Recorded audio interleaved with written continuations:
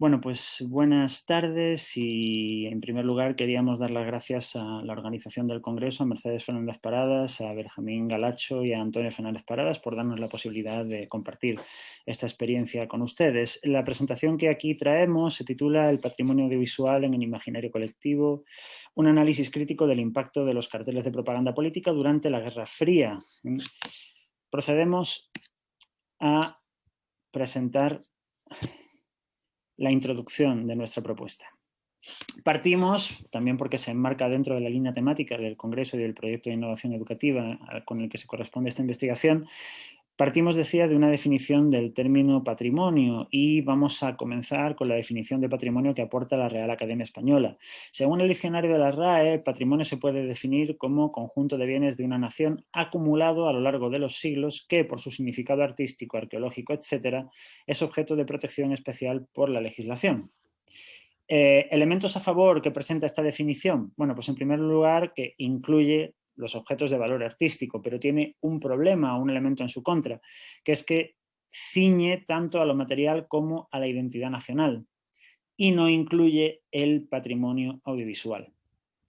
Se da una circunstancia que tenemos que analizar en relación con el estudio del patrimonio que aquí presentamos, y es la paradoja que presenta la memoria del pasado reciente. En nuestra sociedad existe mayor facilidad para la preservación del patrimonio, de aquellos vestigios y huellas de nuestro pasado, porque existen más medios para evitar el deterioro de esos testimonios, de esos monumentos. Pero también se da otra circunstancia, que es que ese mismo pasado reciente que pone a nuestra disposición más recursos técnicos para poder preservar el patrimonio, se caracteriza por una serie de circunstancias y de conflictos que han hecho que se haya destruido de manera masiva mucho patrimonio. Por ejemplo, en España, la guerra civil provocó la destrucción de numerosos elementos de patrimonio que se han perdido.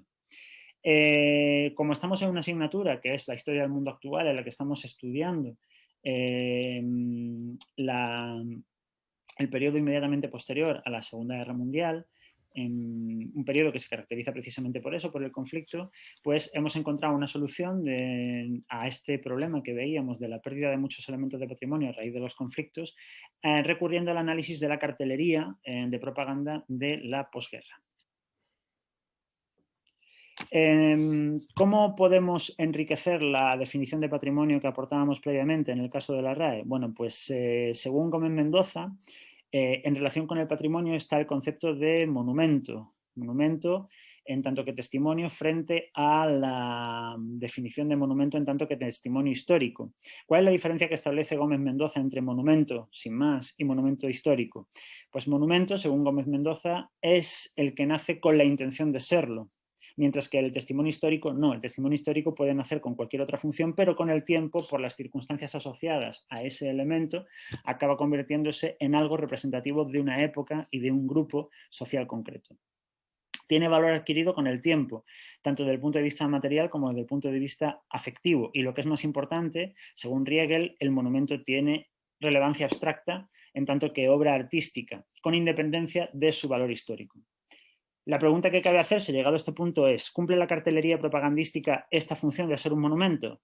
Nace con una intención mucho más mundana la cartelería de propaganda, que es la de no pretender ser testigo de una época, sino la de hacer adeptos a favor de una causa o de otra.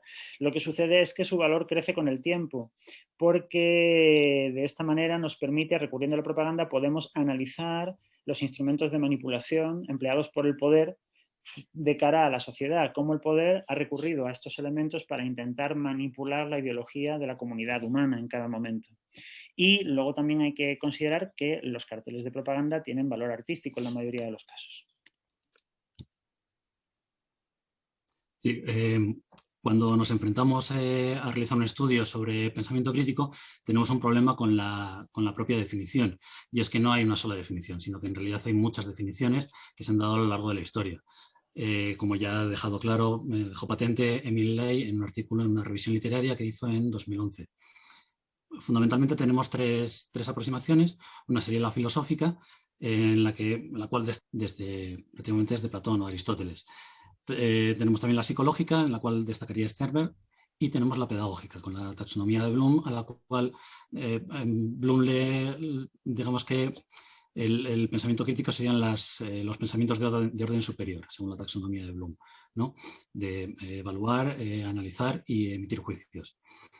Nosotros lo que hemos hecho ha sido coger los elementos comunes a la mayor parte de estas tres aproximaciones, aquellos elementos comunes que tienen relación con el análisis discursivo, con el análisis de, digamos, de obras de arte o, en este caso, de carteles, que serían principalmente la capacidad inferencial, la capacidad de realizar deducciones e hipótesis, como siguiendo un poco los preceptos de Peirce, y la capacidad de interpretar la información, según nos Cornejo en 2017. Entonces, el objetivo final del trabajo es mejorar la capacidad de los alumnos a la hora de emitir juicios, evaluar información y analizar discursos en estos tres casos.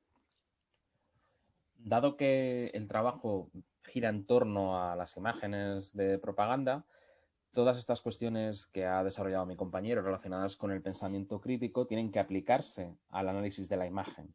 Por lo tanto, hemos tenido muy en cuenta determinadas teorías propias de la semiótica que han desarrollado diversos autores para volver nuestro análisis más concreto y específico en todo lo que tiene que ver con las imágenes.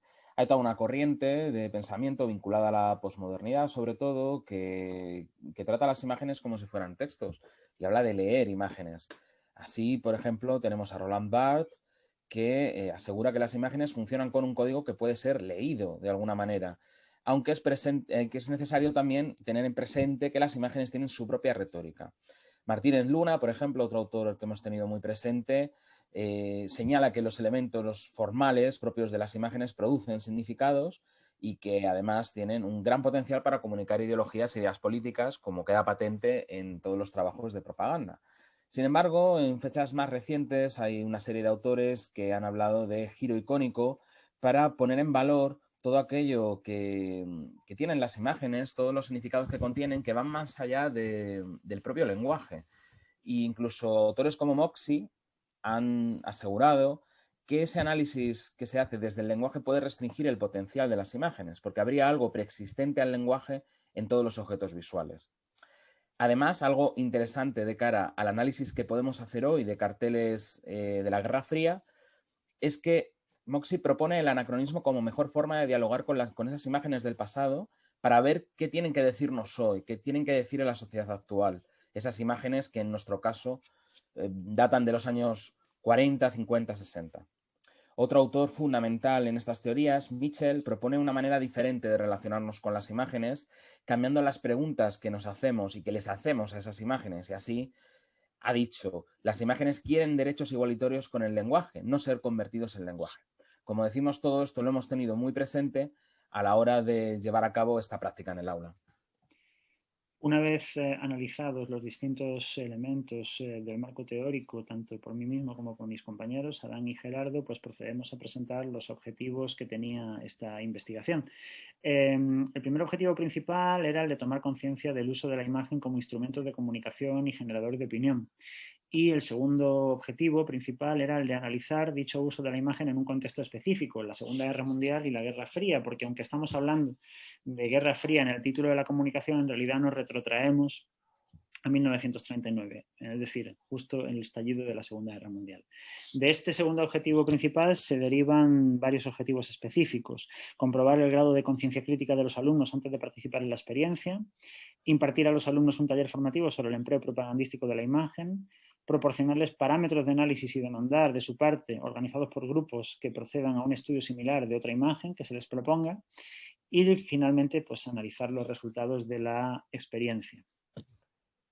Desde el punto de vista de la metodología, hemos seguido una orientación metodológica o una orientación metodológica mixta. Hemos desarrollado una investigación tanto de metodología cuantitativa como de metodología cualitativa. Cuantitativa en la medida en que hemos circulado ese test de pensamiento crítico, de valoración del pensamiento crítico, que nos proporciona pues, un resultado objetivo sobre el estado global del grupo de alumnos con el que hemos interactuado y su capacidad de pensamiento crítico a priori, y luego análisis cualitativo en la medida en que el estudio de la imagen que se les ha propuesto hacer es un estudio que tiene que analizar todos los elementos que se pueden percibir en esa imagen y que nos proporciona la manera en la que cada uno de estos alumnos analiza las imágenes y los contenidos subliminales que las imágenes esconden. A la hora de desarrollar la investigación hemos procedido a un muestreo no probabilístico por conveniencia, porque la población de la que hemos dispuesto es la población que constituye los grupos de alumnos de las asignaturas donde impartimos clase, de Historia del Mundo Actual en este caso. La población ha sido de un total de 14 alumnos. Primeramente se les ha pasado esa encuesta de pensamiento crítico de la que hablábamos antes.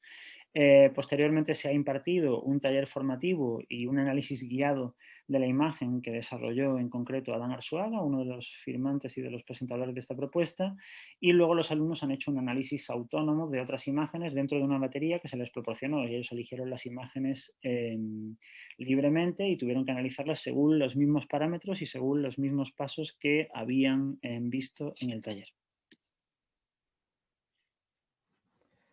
A continuación vamos a presentar el plan de trabajo y el cronograma asociado a este. Hemos decidido vincular este proyecto a 3 fases diferentes. La primera de ellas tiene lugar el día 4 de noviembre. En ese momento lo que hacemos es un primer análisis guiado de un cartel de propaganda para que los alumnos puedan familiarizarse con la metodología y adquirir las herramientas necesarias para analizar estas imágenes. La segunda fase consiste en el desarrollo del taller propiamente dicho, el 6 de noviembre. Y por último, hay una tercera fase que tiene lugar en el mes de febrero de 2021, en el que los investigadores pusimos en común los resultados, los analizamos y generamos nuestras conclusiones. En esa primera fase hacemos primero un análisis guiado de un cartel de propaganda de la Guerra Fría que puede verse ahora mismo en pantalla, donde se hace desde la Unión Soviética se hace una crítica acerca del modo de vida y la política norteamericana, estadounidense. En la sesión previa a la realización de este taller, en esta primera fase, organizamos a los alumnos por grupos para que, sin mayor contexto, hicieran esta primera aproximación al análisis semiótico de las imágenes. De esta manera tendremos datos que podremos comparar con los que recabaremos posteriormente.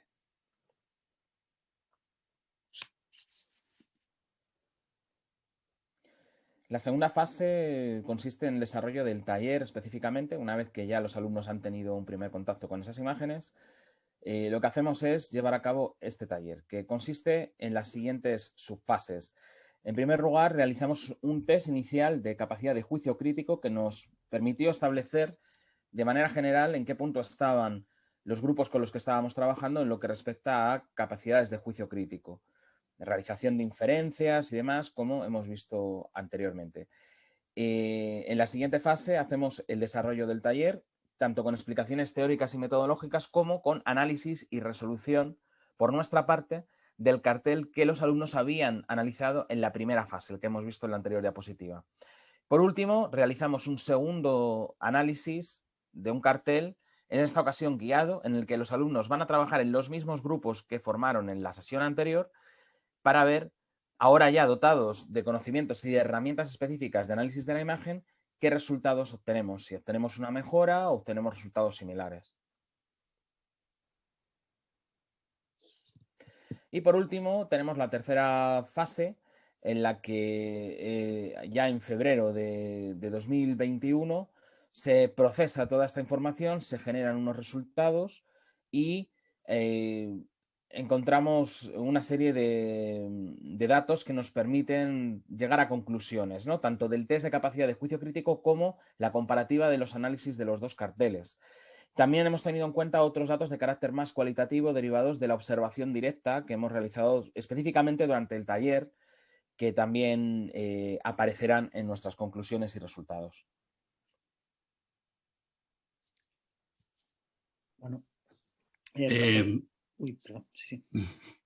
Vale, con respecto a los resultados, vamos primero con los resultados sobre la encuesta sobre el pensamiento crítico. Como se puede observar, los resultados están muy centrados en la gráfica. Esta gráfica fundamentalmente quiere decir, por ejemplo, en el 10, que se ve que hay una barra que llega hasta el 1, quiere decir que ha habido un alumno que ha tenido 10 respuestas correctas. Ese sería el alumno, digamos, que peor lo ha hecho. El que mejor lo ha hecho ha tenido 24 de 27. En el 1 hay 10 alumnos que han tenido 10 respuestas correctas. Ese sería el alumno, digamos, que peor lo ha hecho. El que mejor lo ha hecho ha tenido 24 de 27. En el 1 hay 10 alumnos que han tenido 10 respuestas correctas. Ese sería el alumno, digamos, que peor lo ha hecho. El que mejor lo ha hecho ha tenido 24 de 27. pero en general se ve que los resultados no son ni catastróficos ni son, digamos, excelentes, sino que están, eso es, muy centrados en, vamos, que tienen una capacidad de pensamiento crítico, digamos, normal. Esto quiere decir que nos permite cierto margen de mejora, lo cual está para nuestros objetivos nos viene bastante bien. Y si pasamos a la siguiente diapositiva, ya podemos ver los resultados del primer análisis. Este es el análisis que hicieron ellos en las sesiones anteriores, sin ningún tipo de explicación previa. Entonces, primero hay que tener en cuenta que los resultados son muy diferentes, varían mucho entre los diferentes grupos que realizaron el trabajo. Algunos responden responden muy detalladamente, otros simplemente responden con frases cortas o incluso a veces con una sola frase. En líneas generales se puede decir que las dos primeras preguntas, que son en las cuales se les pregunta sobre el contexto histórico y el mensaje en general que transmite la imagen, las responden de manera correcta. Todos dicen que es un cartel de la Guerra Fría, que es un cartel ruso por las letras, etc. Pero las dos siguientes preguntas, en las cuales ya se les pide un poco más de análisis, sobre todo un análisis sobre cómo se transmiten los valores o la ideología a través del propio estilo y la composición de la imagen, por ejemplo, a ellas se les ve que tienen ciertas carencias. Vamos, que no lo desarrollan exactamente como pretendían, vamos, como nos gustaría que lo hicieran después del taller, ¿no? Y eso está bien porque precisamente pues eso nos permite cierta mejora. Si vemos ahora los resultados en la siguiente diapositiva, en el análisis que realizaron, el segundo análisis, este es el que hicieron en clase, ya después de que nosotros les hubiésemos resuelto, por así decirlo, la anterior imagen. Igualmente aquí hay mucha variación entre los diferentes grupos, pero sí que podemos decir o podemos deducir, simplemente ya por el tipo de lenguaje que utilizan, que sí que existe cierta mejora a la hora de interpretar y analizar la información. Usan expresiones del tipo, debido a esto podemos intuir o podemos deducir tal otra cosa, tal elemento puede representar tal cosa, el color rojo puede representar el comunismo, etc. Entonces aquí ya esto nos indica que sí que hay un esfuerzo por ir un poco más allá de lo que sería simplemente el contexto y el mensaje principal de la obra, ¿no? Había gente que incluso decía que ese 5C de la imagen podía ser un sello, que efectivamente parece ser que sí que lo es, ¿no? Entonces ya se ve que sí que hay un intento por ir más allá y por realizar una lectura más profunda de lo que sería la imagen en este caso.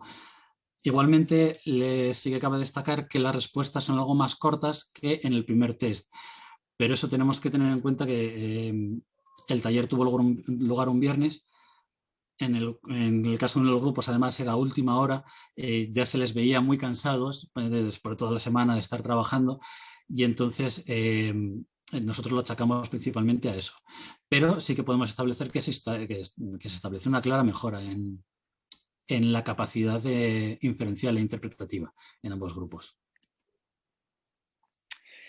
Y de cara a la valoración final de nuestra experiencia, tenemos que decir que hemos de concluir que la actividad ha sido interesante porque ha sido capaz de despertar la conciencia sobre el poder que la imagen tiene a la hora de transmitir contenidos subliminales, que era uno de los objetivos específicos que nos marcábamos al principio.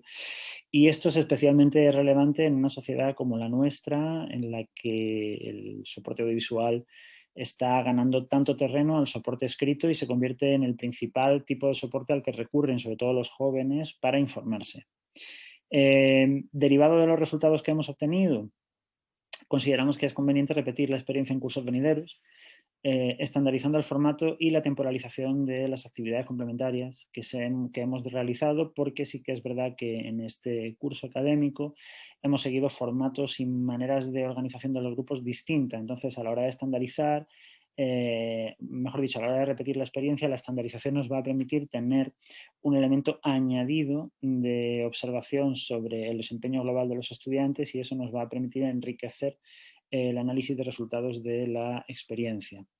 Y aunque los resultados en general han sido modestos, hay que decir que las expectativas que teníamos al principio se han cumplido. Tampoco esperábamos que los alumnos mostrasen a priori una gran capacidad de juicio crítico, sino que lo que intentamos es hacer una diagnosis inicial para trabajar con ellos en el sentido de desarrollar la capacidad de juicio crítico. Y todo lo que hemos señalado hasta este momento pues nos anima a pensar que existe mucho margen de mejora, como ya hemos estado afirmando previamente, tanto por nuestra parte como por parte de los estudiantes. Así que apostamos por reiterar la experiencia en cursos venideros para seguir enriqueciendo nuestra perspectiva sobre este ámbito de investigación. Y muchas gracias por su atención y a partir de ahora pues quedamos atentos a todas las preguntas, dudas o comentarios que nos quieran trasladar.